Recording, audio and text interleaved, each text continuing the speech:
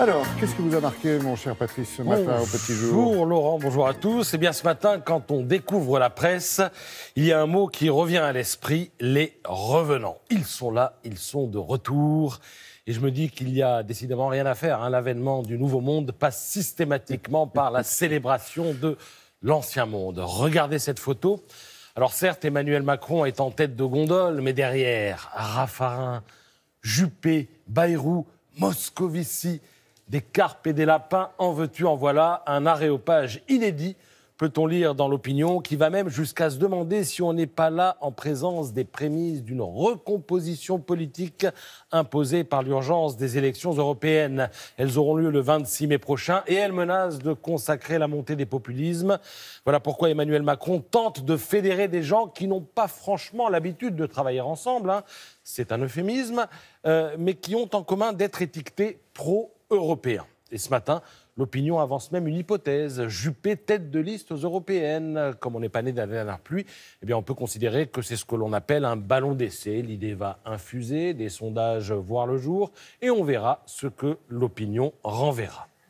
Alors le problème avec les revenants, c'est que ce sont souvent de gros calibres, on ne revient pas par hasard, et de fortes personnalités, peu enclines à avoir leur langue dans leur poche.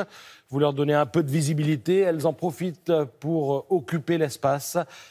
Prenez François Bayrou, ce matin il fait la leçon au gouvernement, il lui conseille de réfléchir avant d'augmenter l'essence, comme c'est prévu en janvier prochain.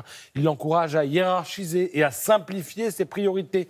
La Chine a un plan à 30 ans, la France à 30 jours, dit-il au Figaro. Alors ça ne mange pas de pain, ça fait vieux sage et ça ne tient pas compte aussi du fait qu'en Chine, la pression électorale est une notion quand même un peu exotique. Un autre revenant pointe le museau. Ce revenant, il est connecté aux préoccupations environnementales d'Emmanuel Macron. Et alors lui, on ignore ses intentions. Va-t-il se venger? Va-t-il faire payer aux moqueurs les plaisanteries dont il a été l'objet après qu'il eut démissionné? Sans crier gare, ce revenant sera sur France 2. Ce soir, ce revenant, c'est Nicolas Hulot. Il a récemment vendu sa cravate aux enchères pour sauver les chimpanzés. Il a précisé qu'elle lui avait servi pendant 15 mois et qu'il n'en avait plus besoin, d'autant qu'il avait dû la porter devant Donald Trump, un accessoire périmé en quelque sorte, peut-être même souillé dans son esprit. Je l'ai vu. Alors Hulot revient, mais pas chez Drucker, il revient dans l'émission politique. La Macronie se demande pourquoi. Après moins de 3 mois de silence, elle aimerait bien qu'il endosse sa part de responsabilité sur la fiscalité écologique qui a jeté une nuée de gilets jaunes dans les rues, mais elle redoute qu'il n'en soit rien.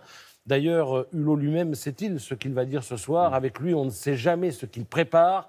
Lui-même ne le sait pas vraiment, dit de lui l'un de ses compagnons de route, l'écologiste Jean-Luc Benamias. Alors, tout le contraire d'un autre revenant qui, lui, donne toujours l'impression de savoir où il va, Yannick Noah. L'emblématique capitaine de l'équipe de France de Coupe Davis.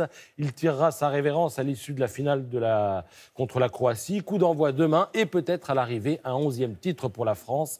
Pléthore d'articles ce matin sur ce coach que d'aucuns jugent versatile, parfois fermé à la contradiction, mais dont le bilan sportif est inattaquable. Déjà 4 finales, l'une en tant que joueur, perdue en 82 face aux États-Unis, mais 3 en tant que capitaine, toutes gagnées, 91, 96, 2017 et, on l'espère, 2018. Merci Patrice.